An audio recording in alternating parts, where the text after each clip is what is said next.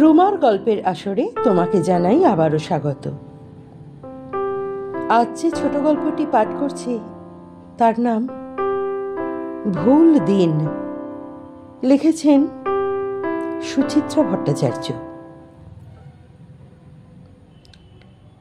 শেষ পর্যন্ত ধ্রুবর প্রস্তাবেই রাজি হয়ে গেল ব্রততী। উপায় কি? কোনো না কোনোভাবে তো ফিরতেই হবে। শহর জুড়ে আজ ঘোর গোলমাল। দুপুরে সিধু-কানু ডহরে কোনো এক রাজনৈতিক দলের বিক্ষোভ মিছিল ছিল। তাদের উপর লাঠিচার্জ করেছে পুলিশ, কাঁদানে গ্যাস ছুঁড়েছে, গুলি টুলিও নাকি চলেছে কয়েক রাউন্ড। সঙ্গে সঙ্গে পাল্টা আক্রমণ, বোমাবাজি, ভাঙচুর, যেমন হয় আর কি। বাস ট্রাম পুড়ে গোটা ধর্মতলা এলাকাটাই আজ রণক্ষেত্র। দফায় দফায় আরও কয়েক জায়গায় নাকি গণ্ডগোল হয়েছে শহরে, ধর্মতলার জের। অফিসেই খবরটা কানে এসেছিল ব্রততীদের। শুনে আর কেউ দেরি করেনি, তড়িঘড়ি বেরিয়ে পড়েছে অফিস থেকে। এসব দিনে জলদি জলদি কেটে পড়াটাই বুদ্ধিমানের কাজ। কৈফিয়ত দেওয়ারও কিছু নেই, এই সময় কৈফিয়ত নেওয়ারও কেউ থাকে না। তা নিউ সেক্রেটারিয়েটের বাইরে এসে ব্রততীদের মাথায় হাত। ভেবেছিল এতক্ষণে বুঝি সব মোটামুটি স্বাভাবিক হয়ে গেছে। লাভের মধ্যে লাভ, চটপট বাড়ি পৌঁছানো যাবে। হা হতস্মি, কোথায় কি, শহর তো এখনো অচল। অফিস পাড়া ভেঙে পড়েছে রাস্তায়। বাড়ি ফেরার জন্য ছোটাছুটি করছে কাতারে কাতারে মানুষ। এবং এমন দিনে যা হয় তাই, বাস মিনিবাস প্রায় উধাও। হঠাৎ হঠাৎ যদিও বা একাধটার দর্শন মেলে, তাতে বাদুড় ছোলা ভিড়। দৈবাত কোনো ফাঁকা ট্যাক্সি হঠাৎ আবির্ভূত হলো তো একসঙ্গে 500 লোক ঝাঁপিয়ে পড়েছে তার ওপর। সর্বত্র কেমন দিকবিদিক জ্ঞানশূন্য ভাব। ব্রততীর মুখ শুকিয়ে আমসে। মনিকার সন্ত্রস্ত চোখ ঘুরছে চারদিকে। সুজাতা উদ্ভ্রান্ত। সীমা ঘন ঘন ঘড়ি দেখছিল। অশোক সুকল্যাণরাও চিন্তিত বেশ। তারা শিয়ালদা লাইনের প্যাসেঞ্জার, হেঁটে তবু স্টেশন অবধি যেতে পারবে। কিন্তু গোলমালে ট্রেন না বন্ধ হয়ে যায়। তারই মধ্যে ফাজলামি জুড়েছিল ধ্রুব। নার্ভাস মনিকাকে খেপাচ্ছিল। আজ আর বাড়ি ফেরার কোনো চান্স নেই মনিকাদি, চলুন চাল ডাল জোগাড় করে অফিসেই থেকে যাই। রাতে একটা জম্পেশ খিচুড়ি ফিস্ট হবে। অমনি তালে তাল দিল রথিন, জমে যাবে। দিদিমণিরা রান্না করবেন, সঙ্গে বাবুঘাট থেকে যদি ইলিশ পাওয়া যায়, রাতটাও দিব্যি কাটবে। ধ্রুব আরেকটু খোঁচালো, নিউ সেক্রেটারিয়েট বিল্ডিংয়ে শুনেছি অনেক ভূতট্রুত আছে, তাদের সঙ্গে আড্ডা মারার সুযোগটা কিন্তু হেলায় হারাবেন না মনিকাদি। মনিকা রেগে আগুন, গজগজ করছে। তোমরা তো এ সময় রঙ্গ তামাশা করবেই, ঘর সংসার নিয়ে তোমাদের তো আর ভাবতে হয় না। কথাটা ধ্রুবর ক্ষেত্রে বুঝি সব থেকে বেশি সত্যি। সে এখনও বিয়ে থা করেনি। আপাত দৃষ্টিতে তার ঘরে ফেরারও তেমন তাড়া নেই। কিন্তু অন্যদের তো তা নয়, সংসার সকলেরই আছে, প্রবলভাবে আছে। সুতরাং একে একে রাস্তা খুঁজে নিল সকলেই।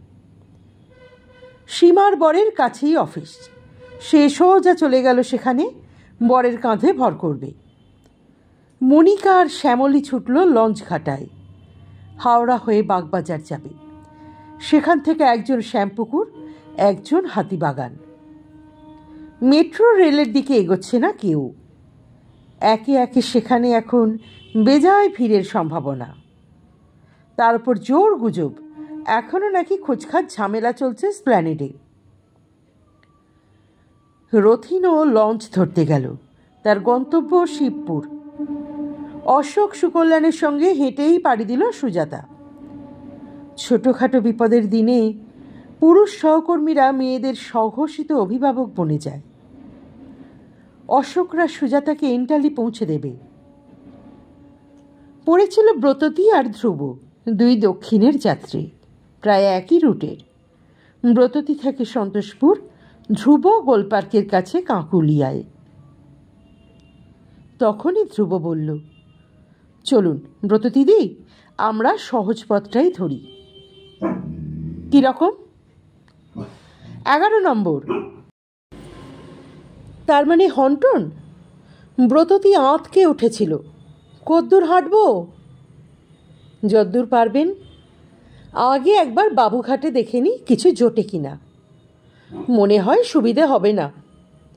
তারপর ডায়াগোনালি ময়দানটাকে ভেদ করে ভায়া ব্রিগেড রবীন্দ্র সদন পৌঁছে গেলে আশা করি কিছু মিলে যাবে। যা, অতটা হাঁটা যায় নাকি? চেষ্টা করতে দোষ কি? ধ্রুব মিটিমিটি হাসছিল।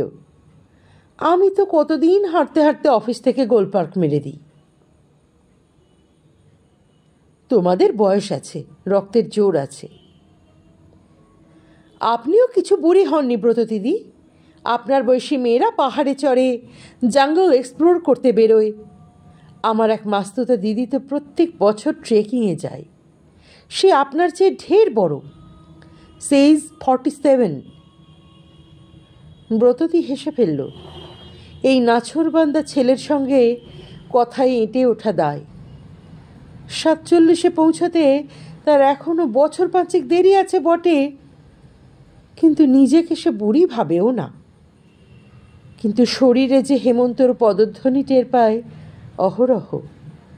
কোমরে ব্যথা, হাঁটুতে ব্যথা, অবাঞ্ছিত মেদ, চালসে। হাঁটার অভ্যাস তো কোনো কালেই ছিল না। দুটো সিজারিয়ানের পর বেশিক্ষণ দাঁড়াতে হলেও মাজা কটকট করে। ব্রততী ভয়ে ভয়ে জিজ্ঞেস করল, তা কত কিলোমিটার হাঁটতে হবে? কত আর, 3 কি 4 কি 5? ফুৎকারে ব্রততীর মানসিক বাধাটাকে উড়িয়ে দিল ধ্রুব। ওসব হিসেব করা বন্ধ করুন ব্রততীদি, নিজের পায়ের ওপর ভরসা রাখুন। এখানে দাঁড়িয়ে বাসের ধ্যান করলে রাত কিন্তু ভোর হয়ে যাবে। অগত্যা আর কি করা। ব্রততী এগোলো গুটি গুটি। তখনও মনে ক্ষীণ আশা, বাবুঘাটে কিছু মিললেও মিলতে পারে। গিয়ে দেখল সেখানে পরিস্থিতি আরও খারাপ। স্ট্যান্ডে বাস তো নেই, উল্টে শয়ে শয়ে যাত্রী খুনে মেজাজে ঘোরাফেরা করছে চত্বরটায়। এদের টপকে ব্রততীরা ট্যাক্সি ধরবে, এই নিতান্তই দুরাশা। ব্যাস, আর পিছুটার নয়। মনকে উদ্দীপিত করল ব্রততী। হাঁটছে ধ্রুবর পাশাপাশি। বাসস্ট্যান্ড থেকে 2 ঠোঙা মশলা মুড়ি কিনেছিল ধ্রুব, টকটক ঝালঝাল। হাঁটতে হাঁটতে দুজনে মুড়ি চালান করছে পেটে। ইডেন গার্ডেনের সামনে এসে ভাঁড়ে চাও খেলো, আবার হাঁটছে। ব্রততীর মন্দ লাগছিল না এই চলা। প্রধান কারণ অবশ্য এই ধ্রুবই। ছেলেটি বেশ ঝকঝকে, প্রাণোচ্ছল, মিশুকে, মুখে অবিরাম খই ফুটছে। মজার মজার কথা বলে বটে, কিন্তু কখনো মাত্রা ছাড়ায় না। বয়সে অনেক বড় ব্রততীকে তার প্রাপ্য মর্যাদাটা দেয়। এই বোধটুকুই বা কজনের থাকে। 3 দিন হেসে গল্প করলেই তো অফিসের অনেকে বেমালুম আদি রসাত্মক চুটকি শোনাতে শুরু করে দেয়। ধ্রুব মোটেই সে জাতের নয়। তাছাড়া এ যেন একটু অন্য ধরনের অভিজ্ঞতা। মধ্যবয়সের একঘেয়েমির মাঝে হঠাৎ কুড়িয়ে পাওয়া একটা একদম আলাদা মুহূর্ত। জীবন তো এখন শুধুই থোর বড়ি খাড়া, খাড়া বড়ি থোর। সকালে ঘুম থেকে উঠে সেই রান্নাঘর, ছেলে মেয়েদের স্কুলের জন্য রেডি করা, হাঁচর পাঁচর করে অফিস, ঘেমে নেই হাক্লান্ত হয়ে বাড়ি, সেই সংসারের জাঁতাকল, খাওয়া, ঘুম, আবার পরের দিনের জন্য তৈরি হওয়া। ছুটির দিনই বা কি এমন অন্যরকম যায়? ছুটি মানেই তো সংসারে আরও গুচ্ছের কাজ, ঘরদোর ঝাড়ো, জামাকাপড় কাচাও, নানা পদ রেঁধে খাওয়াও সকলকে, বরের অতিথি বন্ধু সামলাও। প্রাত্যহিকতায় বিবর্ণ হয়ে আসা ছকে বাঁধা জীবনটার বাইরে পা ফেলারও একটা অন্য স্বাদ আছে, নয় কি? অনর্গল মুখ চলছে ধ্রুবর, এ কথা সে কথা। প্রথমে আজকে গোলমালের প্রসঙ্গ উঠল, সেখান থেকে রাজনীতি, সেখান থেকে গভর্নমেন্ট, ঘুরে ফিরে নিজেদের অফিস। ধ্রুব বলল, শুনেছেন তো, এবার স্টাফ রিক্রিয়েশন ক্লাবের অ্যানুয়াল ফাংশনে আর বাইরের গ্রুপ আনছি না। তাই নাকি? ইয়েস ম্যাডাম, এবার ভাবছি আমরা নিজেরাই নাটক নামাবো। তোমরা? অফিসের কে অ্যাক্টিং করবে? আমরাই করব। আমরা কি ফেলনা নাকি? স্টেজে নামলে দেখবেন আমাদেরও এলেম কিছু কম নয়। ছেলে মানুষের মতন ধ্রুব বলল কথাটা। ব্রততী মুখ টিপে হাসল। তা কি নাটক করছো? চলছে বাছাবাছি, এখনো ফাইনাল হয়নি। প্রবলেম হচ্ছে সুকল্যাণদাকে নিয়ে। কেন? সুকল্যাণদা ধুয়ো তুলেছে অফিসের মেয়েরা নাকি অ্যাক্টিং করতেই চাইবে না, সুতরাং নাটক বাছো ফিমেলবিহীন। আমি জোর প্রোটেস্ট করেছি, অফিসের ছেলেরা করতে পারলে মেয়েরা পারবে না কেন? আমি তো বলেছি মেয়েদের অ্যাপ্রোচ করুন, দেখবেন হয়তো অনেকেই উৎসাহী আছেন। কি করবেন না আপনারা অ্যাক্টিং? সুজাতা সীমারা হয়তো করতে পারে। কেন, আপনি? পলকের জন্য দুলে গেল ব্রততী। করলে বেশ হয়, কিন্তু হই হুল্লোড়, মজা। সে বিয়ের আগে কবেই কলেজে অভিনয় করেছিল। কি যেন নাম ছিল নাটকটার? সমান্তরাল। দারুণ জমাটি ফ্যামিলি ড্রামা। নায়িকার ভূমিকায় ব্রততী প্রশংসাও পেয়েছিল। ক্লাসের ছেলেমেয়েরা কদিন তাকে কি আওয়াজই না দিয়েছে। সারাক্ষণ শর্মিলা শর্মিলা বলে খ্যাপাত। আবার যদি একবার। না, আর সম্ভব নয়। অফিসের পর রিহার্সাল দিতে গেলে বাড়ি ফিরতে রাত হবে। সংসার আছে, ছেলে মেয়ে আছে, সর্বোপরি আছে প্রসূন। পরপর 3 দিন দেরি করলেই প্রসূনের মুখ হাঁড়ি হয়ে যাবে। যতই বাইরে উদার উদার ভাব দেখাক, অফিসে বউয়ের নাটক করা কোনো স্বামী খোলা মনে পছন্দ করবে কি? ছোট্ট একটা শ্বাস ফেলে ব্রততী বলল, আমার কথা বাদ দাও। কেন বাদ দেব? তো বুড়ি হয়ে গেছি। আবার ওই কথা, আপনি নিজেকে খালি বুড়ি কেন ভাবেন বলুন তো? ভাববো না, মোটেই না। আপনি এখনও যথেষ্ট ইয়াং। দিব্যি 32-33 বলে চালিয়ে দেওয়া যায়। ব্রততীর বুকে টং করে যেন জলতরঙ্গ বেজে উঠল একটা। বারবার ধ্রুবর মুখে নিজের স্তুতি শুনতে কেন যে এত ইচ্ছা করছে। এই যেন অল্প বয়সের দর্পণে নিজেকে দেখে নেওয়ার সুখ। ভালো লাগছে, বড় ভালো লাগছে। ধ্রুব বলল, করছেন তো তাহলে? কি করব? ব্রততী অকারণে উচ্ছল হলো। নায়িকার রোল করতেই পারেন, অন্তত একজন আর্টিস্ট ঠিক হয়ে থাক। চোরা চোখে ধ্রুবকে ঝলক দেখে নিল ব্রততী। সূর্য ডুবে গেছে, এখনো তবু এক মৃদু আলোর আভাস ছড়িয়ে আছে চরাচরে। ওই আলোতেও মুখখানা কি উজ্জ্বল দেখাচ্ছে ধ্রুবর। না, ঠিক উজ্জ্বলও নয়, কেমন যেন মায়াবী মায়াবী। ধ্রুবই কি নাটক হবে? হৃদয়ের গোপন বাসনাটাকে ঠাট্টা করেই জোরে জোরে হেসে উঠল ব্রততী।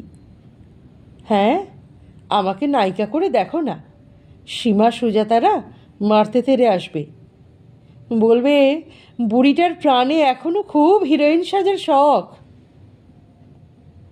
ফের ফের ওই কথা ব্রততীদি। ছদ্মকোপে তর্জনী তুলল ধ্রুব। একদম নয়, আর একদম নয়, নেভার।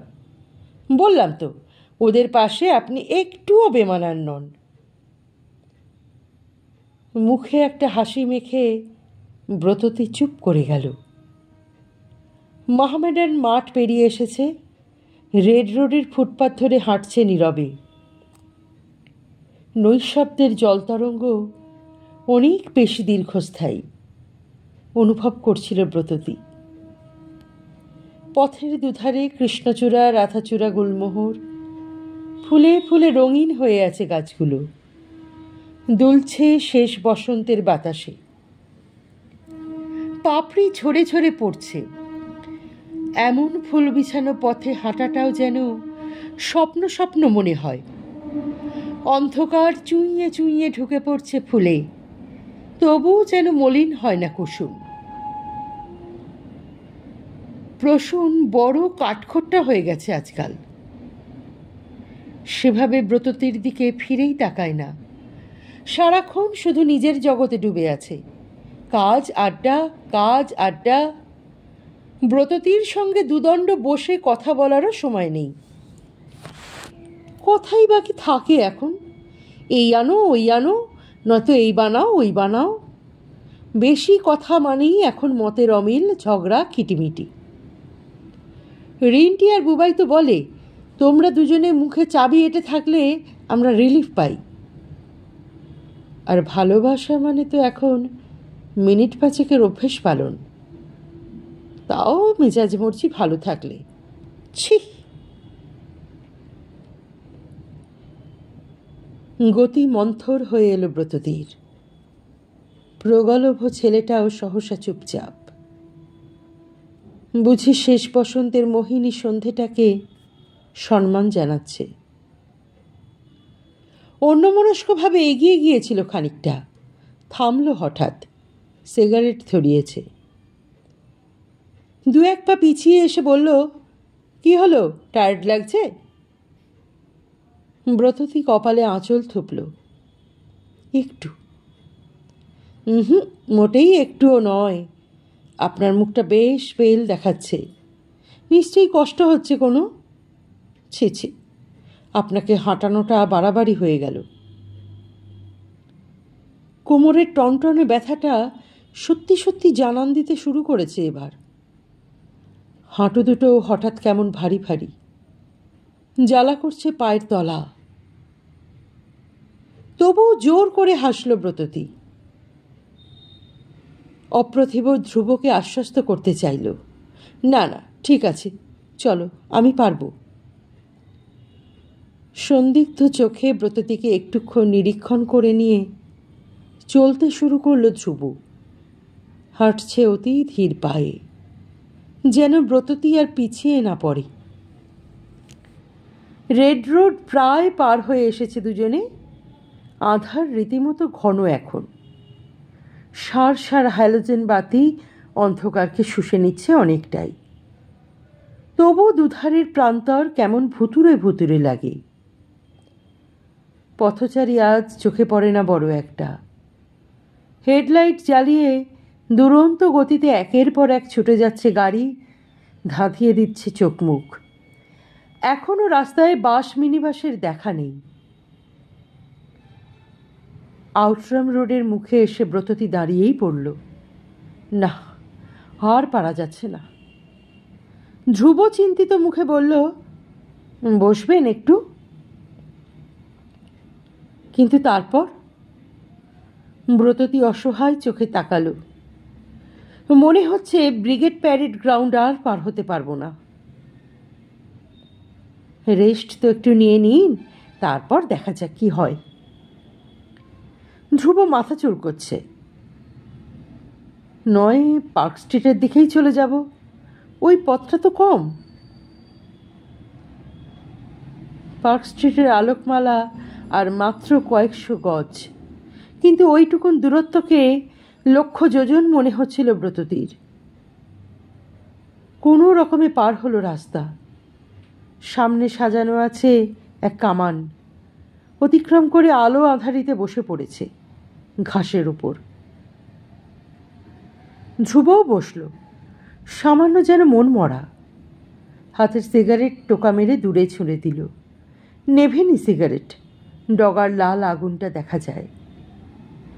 সেদিকে তাকিয়ে থাকতে থাকতে বলল, আমার খুব খারাপ লাগছে ব্রত দিদি, মিছিমিছি আপনাকে হাঁটালাম জোর করে। উমা, সে কি? ব্রত দিদি প্রাণপণে লঘু হবার চেষ্টা করল। হাঁটা ছাড়া আর কি করার ছিল? দাঁড়িয়ে থাকলে হয়তো কোনো একটা বাসে উঠে পড়তে পারতেন। সে তো মেট্রো রেলে গিয়েও লাইন লাগানো যেত। ব্রততী আরও লঘু হলো। আমার হাঁটতে ভালোই লাগছিল। সত্যি? এতক্ষণে বুঝি স্বাভাবিক হলো ধ্রুব। রগুড়ে ভঙ্গিতে বলল, বাড়ি পৌঁছে দেখবেন হুলুস্থুলু বেঁধে গেছে, ছেলেমেয়েরা হাত পা ছড়িয়ে কাঁদছে, দাদা মাথার চুল ছেড়লেন। বকো না তো, তাদের ভারী বয়ে গেছে। ঠিক জানে খুঁটি বাঁধা আছে, পৃথিবী উল্টে গেলেও গরু ঠিক গোয়ালে ফিরবেই।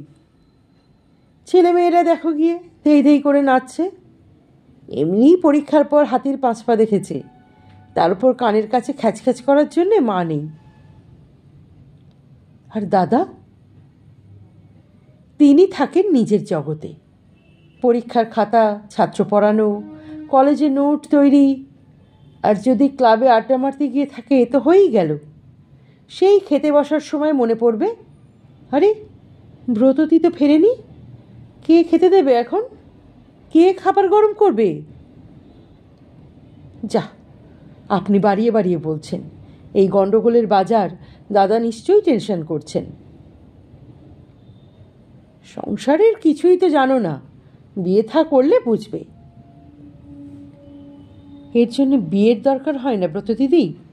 সমুদ্রের বাইরে থাকলেও ঢেউ চেনা যায়। ও, ঢেউ চেনার জন্যই বিয়ে করে উঠতে পারোনি? হ্যাঁ? ধ্রুব দু এক সেকেন্ড চুপ, তারপর বলল, না ব্রত দিদি, এখন একটু অসুবিধা আছে। ব্যক্তিগত? না, পারিবারিক। কেন?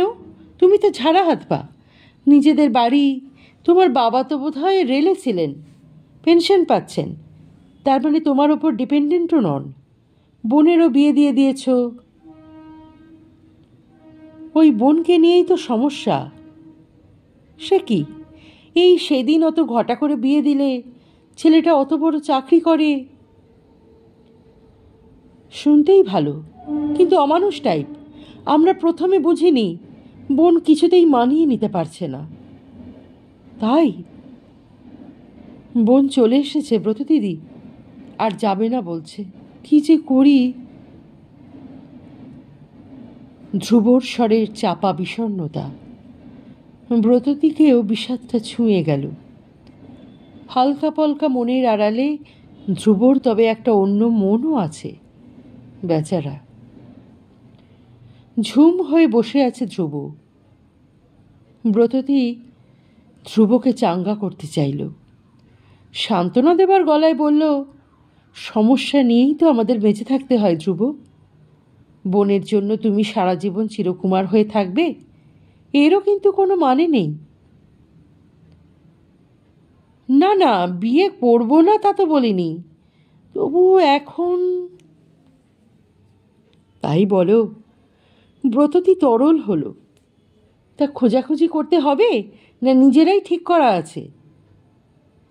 ধ্রুব হেসে ফেলল, মোটামুটি ঠিক করাই আছে। তা কে সেই ভাগ্যবতী? আপনার সঙ্গে একদিন আলাপ করিয়ে দেব। ধ্রুবর মুখে লাজুক হাসি। ব্রততীর উৎসাহটা সহসা যেন নিভে গেল। কেন নিভল? কি আশা করছিল সে? না, নিজের কাছেও তো প্রশ্নটার উত্তর নেই ব্রততীর। সন্ধেটা মিইয়ে গেল। ব্রততী জোর করে হাসার চেষ্টা করল। চলো, বিশ্রাম হয়ে গেছে, এবার ওঠা যাক। যেতে তো হবেই। মিথ্যে আলো ছায়াটা সরিয়ে ওই কটমটে উজ্জ্বল আলোর দিকে পৌঁছতে হবে এবার। ভাবতে ভাবতে ব্রততী ব্যাগ থেকে চিরুনি বার করল। এলোমেলো বাতাসে পরিপাটি চুল ঝামর হয়ে গেছে। চিরুনি বসিয়ে চেপে চেপে ঠিক করে নিচ্ছে। কানের পাশের চুলগুলো ক্লিপ দিয়ে আটকাচ্ছিল। টুক করে খুলে গেল দুলের পুশটা এবং সঙ্গে সঙ্গে দুলটাও। সর্বনাশ! কি হলো? এই কানের দুলটা হারিয়ে গেল। কোথায়? এই তো পড়ে গেল অন্ধকারে। ইস, কোথায় যে গেল? এই দাঁড়ান দাঁড়ান, দেখছি। ধ্রুব ঝুঁকে পড়ে ঘাসের জঙ্গলে ব্রততীর দুল খুঁজছে। ব্রততীও হাতড়াচ্ছে অন্ধকারে। ঠিক তখনই মুখের ওপর জোরালো টর্চ। এই এই এই, কি হচ্ছে ওখানে? ময়দানে লতকালতকি? বিদ্যুৎ পৃষ্ঠের মতন ছিটকে সরে গেল দুজনে। পুলিশ! লাঠি হাতে লোকটা হুঙ্কার ছাড়ল। তখন থেকে আমি ওয়াচ করছি। বাড়িতে জায়গা নেই, সন্ধেবেলা ময়দানে বসে রামলীলা চলছে। কি বলছেন কি? ধ্রুব তড়াক করে উঠে দাঁড়িয়েছে। আমরা বসে একটু রেস্ট নিচ্ছিলাম, ভদ্রলোক আমরা। ভদ্রলোক? ভদ্রলোক মারাবেন না। এরকম ভদ্রলোক ভদ্রমহিলা দেখে দেখে চোখ পচে গেছে। বলেই লোকটার টর্চ এবার সরাসরি ব্রততীর মুখে। কোত্থেকে জোগাড় করলেন? পাড়ার বৌদি? মুখ সামলে। জানেন, উনি আমার কলিগ, আমার দিদির মতন। আমরা গভর্নমেন্ট সার্ভেন্ট। দেখবেন আমাদের আইডেন্টি কার্ড? থাক, থানায় গিয়ে দেখাবেন। বলেই পু করে বাঁশি বাজিয়ে দিয়েছে লোকটা। পলকে আরও দুজন হাজির। এদেরও পরনে সিভিল ড্রেস, হাতে লাঠি। প্রথমজন হ্যাঁ হ্যাঁ হাসল। ধরেছি চিড়িয়া, গাড়িতে পুরে দে। বলে আমার দিদির মতন। হ্যাঁ। ব্রততীর পায়ের তলা থেকে যেন মাটি সরে গেছে। ডুবে যাচ্ছে ব্রততী। মস্তিষ্ক অসাড় হয়ে গেল। হৃৎপিণ্ড লাফাচ্ছে জোর জোর। এক্ষুনি যেন বিদীর্ণ হয়ে যাবে বুক। পাংশু মুখে উঠে দাঁড়ালো ব্রততী। ফ্যাল ফ্যাল তাকাচ্ছে ধ্রুবর দিকে। ধ্রুবও ঝলক দেখে নিল ব্রততীকে। কি বুঝল কে জানে। পুলিশগুলোকে তফাতে ডেকে নিয়ে যাচ্ছে। চাপা গলায় কি যেন বলল, ব্রততী শুনতে পেল না। সে এখন পুরোপুরি বধির। পুলিশ তিনটে খুব হম্বিতম্বি করছে। ধ্রুব একজনের হাত চেপে ধরল। লোকটা হা হা করে হেসে উঠল পিশাচের মতো। অন্য একজন কি একটা অশ্লীল খিস্তি করে উঠল। আর একজন টর্চের আলো বোলাচ্ছে ব্রততীর শরীরে, যেন আলো দিয়ে চাটছে ব্রততীকে। ধ্রুব পকেট থেকে পার্স বার করেছে। দর কষাকষি চলল একটু। নোট বুঝে নিয়ে লোকগুলো আবার ব্রততীর মুখে টর্চ মেরেছে। একজন রুক্ষ গলায় বলল, যান, এবার সতীলক্ষ্মীর মতো সুরসুর করে বাড়ি ফিরে যান। এরপর থেকে রস চাগিয়ে উঠলে হোটেল ভাড়া করবেন, শালা আধবুড়ি মাগি। আর যদি কখনো এই ময়দানে দেখি। লোক তিনটে দুপদাপ অন্ধকারে ময়দানে মিলিয়ে গেল। ধ্রুব গনগনে চোখে তাকিয়ে আছে সেদিকে। নিষ্ফল ক্রোধে ঘাসে পা ঠুকল। ছোট লোক, একেবারে ছোট লোক। মানুষ দেখেও চিনতে পারে না হারামজাদারা। নেহাত আপনার বাড়ি ফিরতে দেরি হবে, দেরি হয়ে যাচ্ছে। নইলে থানাতেই যেতাম, দেখে নিতাম আজ। ব্রততীর হঠাৎ খুব কান্না পাচ্ছিল। কোনো ক্রমে অস্ফুটে বলল, সরি ধ্রুব, আমার জন্যেই তোমাকে। ধ্রুব থমকে গেল, বোধহয় ব্রততীর পাংশু মুখখানা দেখেই। মাথা ঝাঁকিয়ে বলল, যাকগে যাক, ভুলে যান সব, চলুন এবার ফিরি। ট্যাক্সি থেকে নামতেই প্রসূন দৌড়ে এসেছে। ফিরেছ? উফ, যা চিন্তায় ফেলে দিয়েছিলে, আর একটু হলে থানায় যাচ্ছিলাম। থমথমে মুখে ট্যাক্সির ভাড়া মেটালো ব্রততী। একটা বিশ্রী নোংরা কাদা লেপ্টে আছে গায়ে, এক্ষুনি ভালো করে স্নান করতে হবে। প্রসূন ঢুকেছে পিছন পিছন, উদ্বিগ্ন স্বরে বলল, খুব হয়রানি গেল তো? অন্যমনস্ক গলায় উত্তর দিল ব্রততী। ওদিকে তো শুনলাম সব বন্ধ হয়ে গেছে, ট্যাক্সি পেলে কোত্থেকে? Park street. আবার সংক্ষিপ্ত জবাব। Park street? বুবাই হতবাক। তুমি পার্ক স্ট্রিট অবধি এলে কি করে মা? এলাম। এ কি মা, তোমার কানের একটা দুল কোথায় গেল? এবার রেন্টির প্রশ্ন। ব্রততী আর কোনো উত্তর দিল না। ঘুরন্ত ফ্যানের দিকে মুখ তুলে বাতাস ভরছে বুকে, চেনা চেনা গন্ধ মাখা বাতাস। থাক, আজকের সন্ধেটা নয় অকথিত হয়ে যাক ব্রততীর। কি হবে শুধু শুধু একটা ভুল দিনকে ঘেঁটে?